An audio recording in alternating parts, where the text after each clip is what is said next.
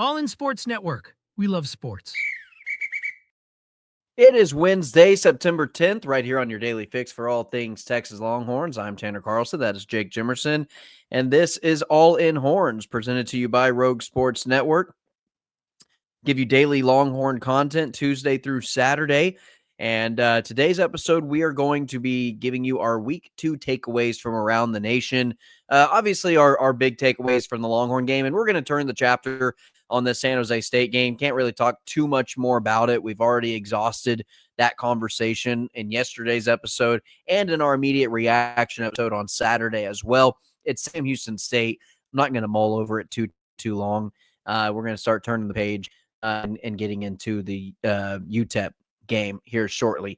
But until then, a lot of big games. And I think a lot of games that Jake and I want to talk about, because in a manner of speaking and how we're going to talk about these games, probably going to somewhat relate to Texas in a way. And so a lot of these games over week 2 had eye-opening performances of, if you're one of the crazy Longhorn fans of sky is falling, everything is bleak and gloom and doom, there's a lot of other teams that are ranked higher or just around the same ranking as Texas that are also having doom or gloom moments, if not worse. And so I'd much rather be where Texas is at than a lot of these other teams that we're going to be discussing.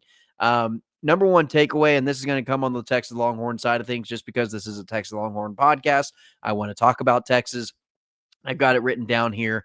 But just gotta find some consistency in the inconsistency of the offense.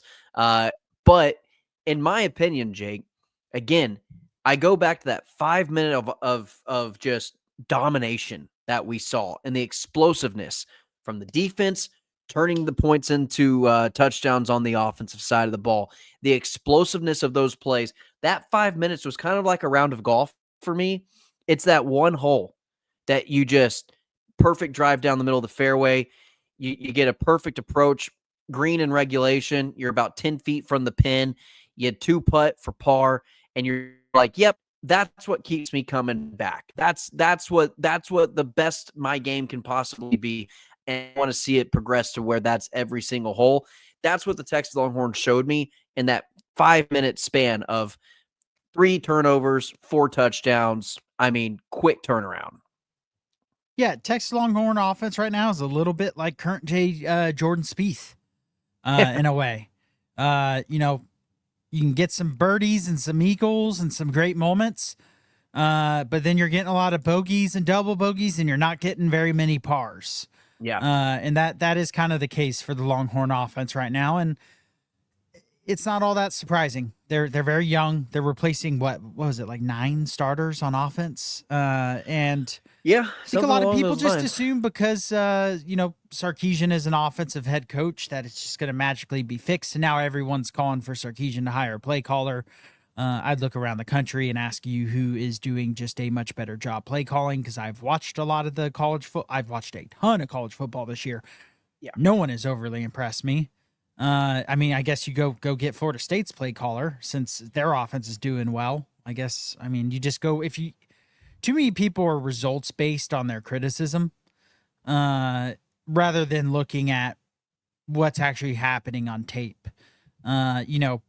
People talk about red zone calls. When your offensive line can't get you 1 yard, that's not a coaching problem. That's a execution problem. So Texas fans would rather have Gus Malzahn than Steve Sarkisian calling plays.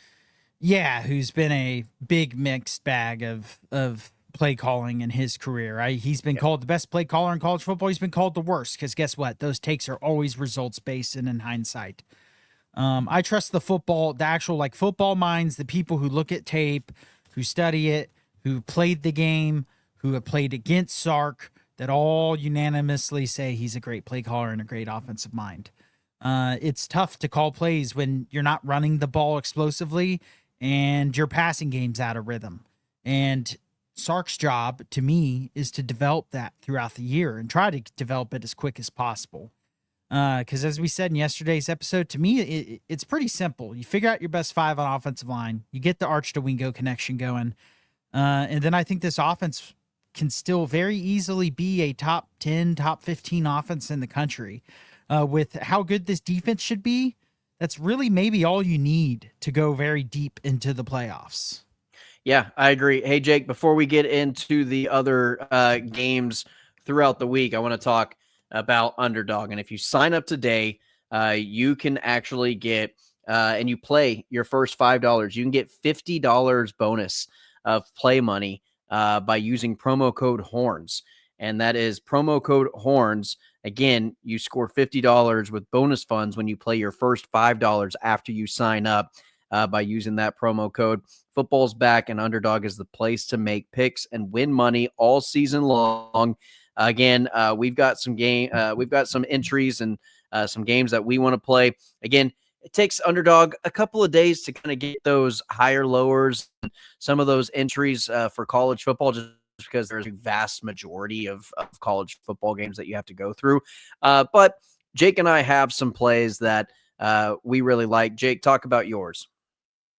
Yeah, I didn't win on my entry last week that we displayed. I did win on a different entry, just to shout myself out on that.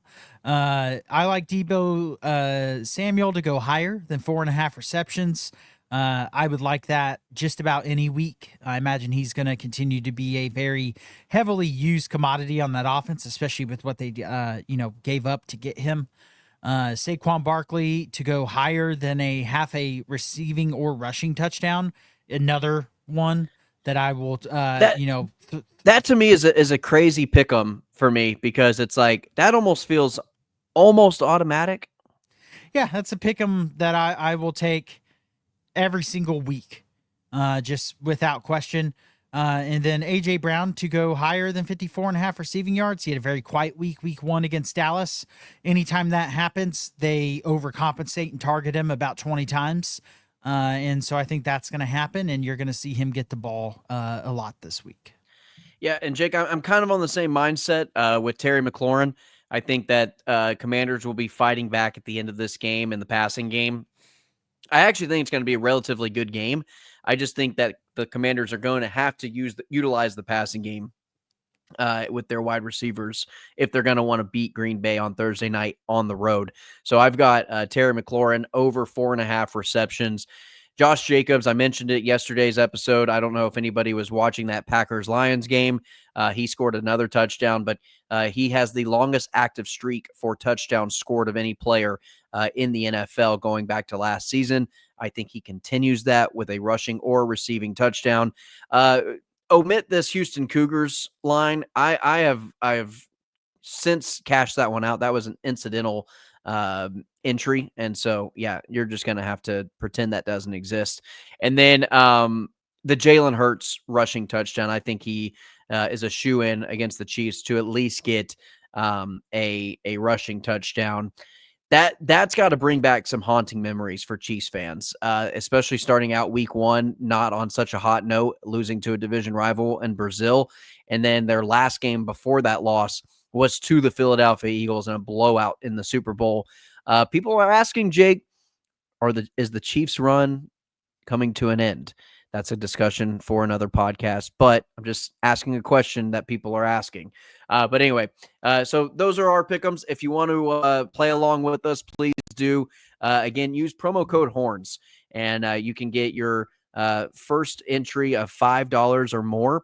You can get $50 of bonus funds when you use promo code HORNS. So use that day. Again, if you are 18 years or older, you can play in the state of Texas. If you're 19 years or older in Alabama and Nebraska, you can also play. But in Colorado, you got to be 19 or older for some games. Again, they've got other fantasy games and pick'ems that you need to explore on the website.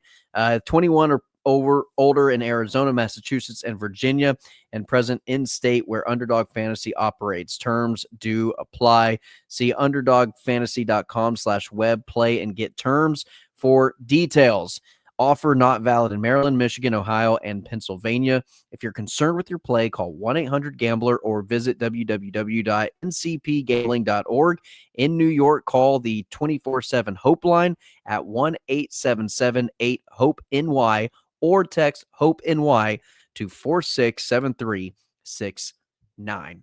All right, Jake, let's go and talk around the league of some of the other games that really caught our attention. There were some good, there were some bad, there were some ugly, there were some near upsets, there were some big upsets. Near upsets I want to talk about, and I'm just going to rattle these off, and then we will discuss which ones we really want to talk about. JMU nearly upset Louisville on Friday night, lost by 2 touchdowns. Troy was leading at halftime over Clemson. There was a rain delay.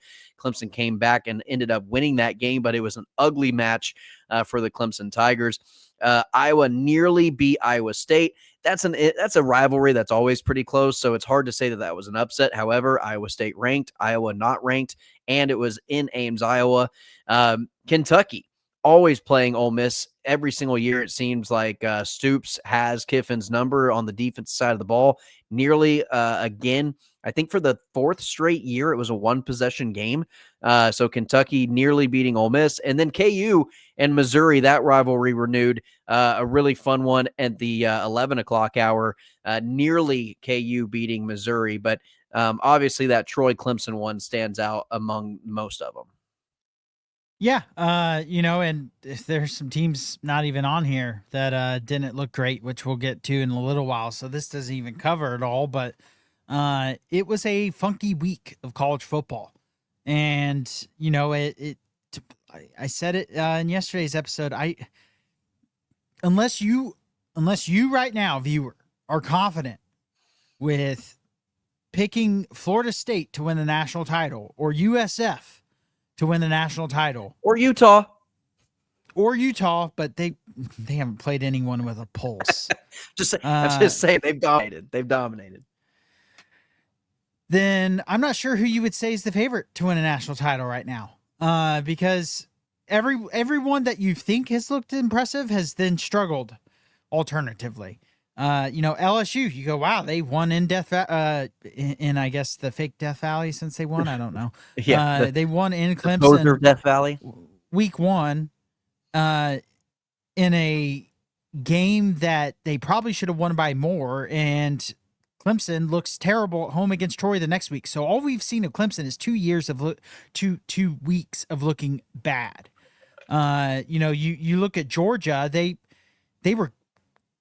beat up Marshall decently, nothing crazy score wise. Marshall looks terrible, by the way. And then they lost were this last home week against Austin.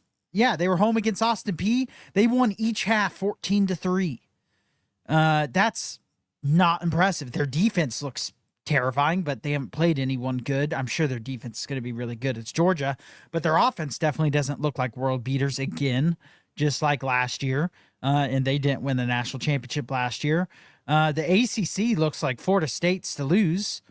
Or Miami. Miami, I guess, would be another team you would throw in the bunch of looking really impressive. Some people might say OU because they beat Michigan at home. I've seen quite a bit of both OU games, just kind of scouting ahead. I'm not overly impressed. They are a one-man show on offense. At least they have wide receivers that are good this year, but their running backs are putrid. And they their look linemen, competent on offense, but you're right on the running backs. They don't have a running game to threaten anybody outside that's not named John Mateer. Correct.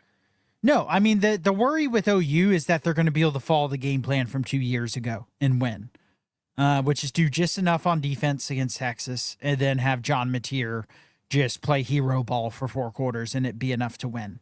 I don't think John Mateer is as good as Dylan Gabriel was that year, to be honest. So I don't know. I don't see it yet, but I could see Texas losing that game at the same time. But just to say OU, I mean, I don't think anyone would be picking them to win a national title right now based off a win against a Michigan team that I think we all know is probably going to end the year unranked, similar to last year. And that game was at home for OU. So, I mean, correct me if I'm wrong, but there's no one in the country outside of 3 names that I don't expect to win the national title that have impressed through 2 weeks consistently. Yeah, and let's talk about the upsets that did happen. Mississippi State looking better. Their best game that they've played since Dak Prescott was leading the charge at Mississippi State, if you ask me. And that crowd was rocking. Cowbells were it was annoying watching that game. And I'm like, I have to sit through this entire game when Texas travels to Starkville. This is going I to, thought about going to that game this year. I don't know if I could do it. dude, it's annoying to listen on TV. So I can only imagine. But Mississippi State, hell of a game. That was awesome. Opened the game with a 4-play scoring drive, ended it in a big touchdown, and then they go into it was overtime, right? Or did they avoid overtime? Yeah. No. And it was that final drive of the game where they went about 4 or 5 plays, big touchdown score to Brennan Thompson of all guys. Shout out the former Longhorn. He had a big game. Really he did. big game. He did for the game-winning score. And so great to see Mississippi State get a win like that on the national stage, where all eyes are on them, and for them not to choke that one away. Blake Shapen looks solid, looks really good. Jeff Lebby called an excellent game. Kenny Dillingham also for Arizona State, I thought called a really good game. I thought both coaches, that was just a really well-coached game. But Mississippi State coming out on top. Their first ranked win in non-conference, Jake, since 1991. Yeah, that's crazy. First of all, that's one of those stats you hear and go, that can't be correct. That seems like a long time. Well, it is. But yeah, Mississippi State's probably going to be rolling into their game at home against Tennessee here in a few weeks at 4-0. As long as they can take care of Alcorn State and Northern Illinois, which don't underestimate Northern Illinois. Illinois. They could be, a couple games away from bowl eligible before conference play even starts. And that wouldn't have been expected because they would have been expected to lose this Arizona State game. But I kind of said it before there. I thought Mississippi State would be a lot better this year. I just didn't know if their win total would improve drastically. Yeah. But that's a step towards it being able to improve drastically, winning that game. And a game to very much look out for Texas later this season. It's on the road. Their defense was impressive. I think it's a defense that could give Texas issues, especially if Texas can't figure out things offensively. It's going to be whether Mississippi State's record is good at that point or they're ranked at that point, it's going to be a crazy environment. I thought the same thing, Jake. You know what? I kind of get the same vibes from Mississippi State is of a Vanderbilt last year, where you're going into it, and now Vanderbilt much harder doesn't have environment though. Much harder environment. I 100% agree, which makes me think that that's going to be a tougher game than a lot of Texas fans even realize. Again, Kentucky played Ole Miss really well. They always play Ole Miss really well, but still. USF, Jake, over Florida. Now, this game, I kind of had the opposite effect of the Mississippi State game for me was, I've been talking all this hype about Florida and going to the swamp. Well, USF walks in there and they take care of business, and they've knocked out 2 straight ranked opponents back-to-back weeks. And USF now ranked ahead of Alabama. If I would have told you to start this season off, Jake, that USF come week 3 was going to be ranked ahead of Alabama, you would have had to think that something horribly wrong had happened to the Alabama football team. But here we are. Yeah, but at the same time, USF has the best resume in the country right now. They have a win against Boise State and a win in the swamp against Florida. And guess what? If they win next week, I'm not even kidding. They should shoot to the top 5. They play at Miami next week. I was going to say they have at Miami. Yeah. If they win at Miami this next week, they should probably be top 3, top 5 in the country instantly. And it's 2007 all over again. Yeah. If not number 1, honestly, at that point. I mean, that would be 2 very impressive road victories. And the win against Boise State. And guess what? I think some Texas fans are just going, oh, okay. Well, Florida at the swamp will be a win now. No, I do not feel that way. No, I was telling everybody, I was like, man, I feel much worse about Mississippi State, but I sure do feel a hell of a lot better against Florida now. We'll see. I will say if Florida loses Florida has LSU and Miami coming up. Yeah, they have 2 top 5 matchups back to back up next. If they win one of those or are competitive in them, Yeah. you can't sigh a breath of relief. Also, I think USF's a pretty good team this year. I think USF might very well be the G5 team that I makes think it that into the 17 playoffs. and a half point line was disrespectful. I picked USF, or I don't remember what I picked on the podcast.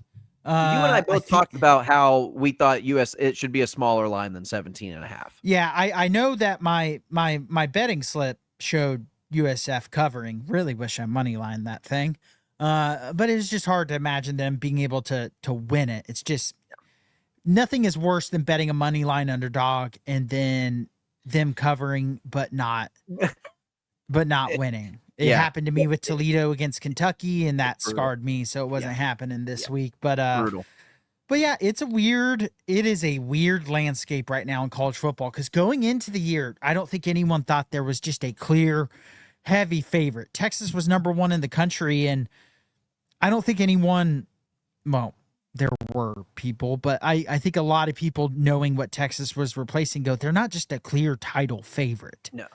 And so now we're 2 weeks in, and guess what? I feel even more confused as to who's title favorite, because I just can't say out loud, oh yeah, Florida State, they're winning it all.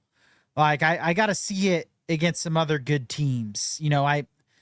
You're basing that purely off the Alabama game, and I'm sure as hell not going to go, well, yep, USF, they're winning it all, because guess what? They have the best resume. So Texas has plenty of time to figure. Well, they don't have plenty of time to figure this out, but they're not like the only team. They're not alone in trying to figure it out. No one they're playing on this schedule is going to be perfect. Yeah. There's not a team on this schedule that has looked perfect so far. OU has not looked perfect. They have certainly had flaws on both sides of the ball shown in these first 2 games. I mean, they gave up an explosive touchdown run against Michigan. And Michigan's offense looks just as anemic as last year. I thought their offense coordinator and their play calling is just K-State level pathetic. And so, yeah, it's a weird year in college football. I put who you think is going to win the title in the comments, because while you like and subscribe, by the way, but I truly have no idea who is going to. If I had to place a bet right now, it'd be like me blindfolded while hammered drunk throwing a dart at a dartboard. Yeah. You're liable to hit the bullseye, but you're also liable to hit the big biker guy next to you straight in the back of the head, and then get the shit beat out of you for the rest of the night. So anything could happen at this point. Baylor SMU, that was a hell of a game. That was really, really fun to watch. That was just old school. Like, that kind of brought me back to the Art Briles day of just whoever's going to score last is going to win this game. And that's kind of exactly what happened. So went into double overtime, and Baylor got the win. A really, really fun one there. I actually called that. I thought I've predicted Baylor's season up to this point to perfection. I mean, I said they were going to lose to Auburn because they don't have the line of scrimmage up front. And Auburn is just going to be the more physical team coming in week 1, but then they're going to turn it around and beat ranked SMU on the road. And that's exactly what happened. Now, Baylor's defense, they got some problems. They got some big, big problems. Sawyer Robertson's the only reason why they won that game, and the only reason why they won that game. Ohio, not Ohio State, Ohio, the Bobcats over West Virginia. I thought that was kind of, not that West Virginia is some great team, but I mean, it went pretty unspoken that Ohio did beat West Virginia. And then Army over K-State, Jake, Army just lost to Tarleton State in week 1, and then they turn around and beat K-State at home. Yeah. And K-State looked terrible against North Dakota. State. Not North Dakota North State. Dakota. Yeah. North Dakota last week. Iowa State is their best performance so far, and that was a bad performance because I thought Iowa State didn't play that great in that game. It looked like a week 0 matchup. I'll just leave it at that. Jake, do we know if Iowa State looks that good? Because Iowa State, they struggled against Iowa, and Iowa gave them every opportunity to be up by 4 touchdowns. How Iowa State did not win that game by 3 scores, I guess it's just the nature of that rivalry. Sure. But yeah, is beyond me. And K-State, you're looking You're looking down the pipeline of winning one more game because I don't think it's possible to lose to Oklahoma State. I think Oklahoma State is that bad. That could be just the ultimate toilet bowl of two programs that are typically perform above their talent levels that are now performing below their talent levels. And if I'm K-State, I know they hired the coach from North Dakota State, the head coach, a couple years ago, something like that. He's been there for a little bit now. At the very least, you're firing your offense coordinator. I'd fire him next week. The play calling from the K-State games from the moments I've watched have just been, it's like they don't know who they have at quarterback. They think they have like Quinn Ewers or some standard drop back quarterback back there, not one of the fastest quarterbacks in the entire country, if not the fastest. You know what's funny about yeah. Avery Johnson? I was looking up stats, and I was just kind of seeing where Arch Manning and some like Garrett Nussmeier, some of these big time quarterbacks, measured up to the rest of the country. Avery Johnson's fourth in the country in passing yards, and that's mostly because they just air it out all the time. Yeah, and It's not efficiency. It's not an efficient passing number. It's because they're trailing and they're just relying on deep balls. Yeah, I mean, he already has 98 passes, 64 completions, not a bad completion percentage, 6 touchdowns, 1 pick. He's far from the problem, but I just think not using his legs, and also their defense is just not good. It's not good weird. at all. That's really strange. They gave up 35 to North Dakota. They just gave up 24 to Army in what was a very low possession game. I mean, K-State's done as far as this season goes. Their season, they've already lost a conference game. They look terrible. You feel like the team is going to fold at this point. I'd be shocked to see a turnaround there. And then I don't know if you said it, but UNLV beating UCLA. Yeah. USF is going to have to keep winning. I mean, they could lose to Miami and probably still get in over an undefeated UNLV just because they're going to have a better resume. UCLA is the best team that UNLV plays all year, aside from Boise State.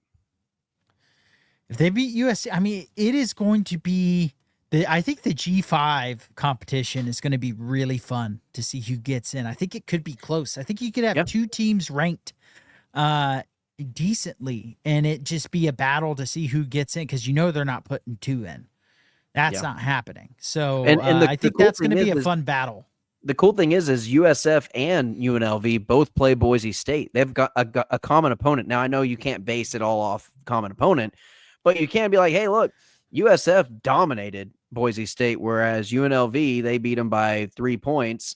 And they also have the win at Florida on the road. And so you kind of give them the nod, even if they, even with this big win over UCLA is the next best competition they've got. So, I mean, it'll be, like you said, I don't think there's much room for error for any of these G5 teams. Yeah, I mean, you look at it right now, USF's number 18 in the country. You have Tulane receiving votes. You have UNLV receiving votes. And they almost lost. Did you see Tulane almost lose? Yeah, but they're still receiving votes. You have UNLV receiving votes, Navy receiving votes, and Memphis receiving votes. So you got 4 G5 programs receiving votes, and then you also have USF already ranked. So that's going to be a really fun thing to keep track of throughout this year, and something we'll have to keep updating on this podcast. Who's the leader in the clubhouse? Who can threaten USF? Because right now USF is the shoe-in. Probably should be ranked higher. I think 18 is disrespectful of the resume they've put together, honestly. Teams that have not looked great, Jake and I have already kind of touched on it. Teams that haven't looked great this year, you talk about Clemson, LSU barely beating and holding on against Louisiana Tech. Well, not holding on, but not playing very good. And then Georgia beating Austin Peay. But teams that look better than we thought, obviously Florida State, Oregon. I throw Tennessee in there, and I got to put my Utah Utes in there. Yeah. Miami would be in there as well. And LSU, the thing for LSU is honestly their schedule lines out pretty well as far as schedules go in the SEC. They have Florida at home. They're at Ole Miss. They're home South Carolina, home A&M, at Alabama, and at Oklahoma are their toughest games. But those are all losable games, but they're also all winnable games. yeah, and I wouldn't even say all of them are losable, but I guess they are. I mean, LSU, but Penn State is another name. I don't know if you even said they did not look good against Florida International. Drew Aller still not good. Drew Aller is my new Bo Nix in college football. Yeah. Which Hey, I'm excited. if you want to take on Bo Nix, go ahead and click on the link below. We have a little segment planned for everybody in our Cowboys podcast on Bo Nix and Jake's feelings about him. Yeah. So yeah, a bunch of these teams, people have kind of, Penn State was a very popular pick to go national title. If you've been blown away by them, I think you're alone. Again, I mean, Drew Aller. Jake, Drew Aller, everyone says like Drew Aller he's a stud, returning starter. He's thrown for 217 yards and 200 yards against Nevada and Florida International. Yeah, no one this year has jumped off the page to me of just being, a team that looks like they are just the favorites to win it all. There's not one team out there. Again, you want to put all your money in on Florida State, go right ahead. I'll let you ride that train by yourself. And then Oregon, I don't know when we're going to know how good Oregon is. I guess the Penn State game, but I'm not a buyer in Penn State. And then they have Indiana. Their two ranked games are Penn State and Indiana, who will not be ranked by the end of the season. No. Their next toughest matchup is probably USC. USC has looked pretty good this year, but again, they haven't played anyone. So we're just at a point where it's so hard to decipher who's good and who's not good. Year? Oregon, yeah, the second last game of the year. So USC might be a decent team this year. I'm not totally out on USC being a pretty formidable opponent against somebody. No, I think USC has looked as good as you can when you play Missouri State and Georgia Southern. Sure. I think that they've looked pretty solid up to, I mean, obviously 2 weeks playing nobody, but they're a team that could make some noise in the Big Ten. Yeah, I was looking at USC's schedule, and they have their only thing is they have a pretty tough schedule. Though I guess Michigan looks like a ranked opponent. I would favor USC over. I may go see if that line is available right now and just go ahead and money line USC on that. And that's several weeks ahead of time. But they have at Illinois, at Notre Dame, at Nebraska, at Oregon. Okay, tough road games. So that's a tough road schedule. They could be a pretty good team and lose 3 or 4 games. For USC, but I guess Illinois would be another team you mentioned as being impressive. They handled Duke pretty well. It was close for a while, and then they pulled away, and that's what good teams do. So a bunch of teams I don't think are going to win the national title are the best looking so far.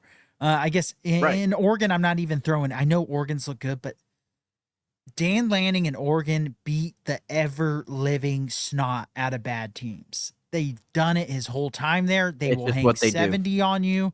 Yep. They will destroy you. Mike Gundy had talked crap going into that game. That 28.5 line, yes, that was a 28.5 point line, was the easiest bet I've ever made in my entire life. Yeah. And so, yeah, I look forward to just starting to learn more, not only about Texas, but just about this college football landscape. And people are talking about Texas struggles. Guess what? Almost every fan base of a ranked team right now is in full panic mode outside of Florida State, outside of Miami, and outside of USF in Illinois. Those are probably the 3 or 4 or 5 teams that are not panicking right now when it comes to a fan base perspective. Do you think all in Georgia and all in Clemson and all in LSU right now are just having, cool, calm, logical conversations right now? LSU, I think, was last week.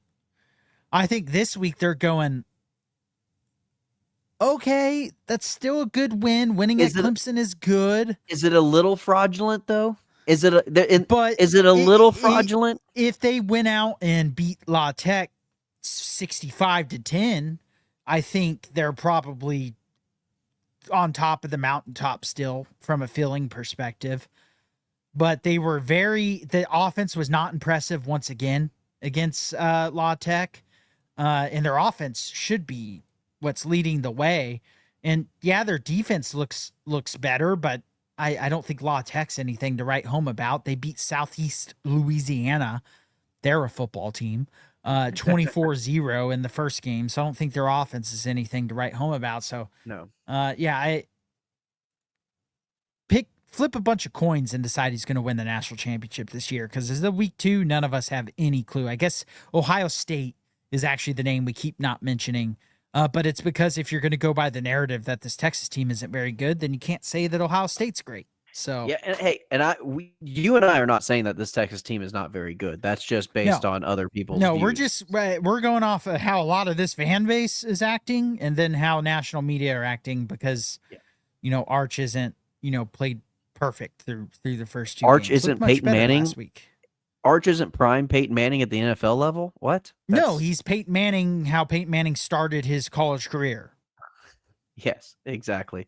All right. Hey, that's going to do it for today's episode. I'm Tanner Carlson. That's Jake Jimerson. Thank you for the support. Please like, share, and subscribe to the channel. The more you do that, the more content we can make. And again, it is completely free. All it does is cost you a click of the mouse to subscribe to this channel.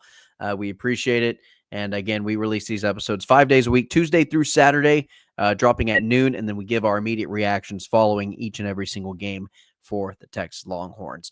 As always, ladies and gentlemen, huck 'em. All in Sports Network. We love sports.